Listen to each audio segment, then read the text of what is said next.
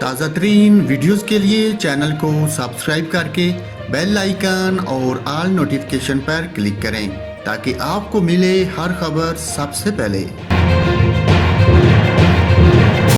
اور ناظرین، پاکستان کے کپتان Babar Azam I C C men's T20 batting ranking میں پہلے نمبر پر پہنچ گئے۔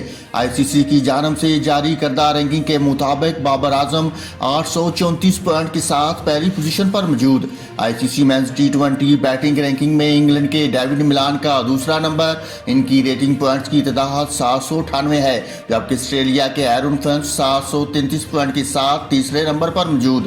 اس کے علاوہ پاکستان بھی I C C men's T20 teams ranking میں دوسرے نمبر پر پہنچ گئی۔ بھارت اور نیوزی لینڈ کے بعد دبئی اسٹیڈیم میں افغانستان کے خلاف 5 وکٹوں سے کامیابی کی بدولت پاکستان نے عالمی رینکنگ میں دوسری پوزیشن حاصل کی۔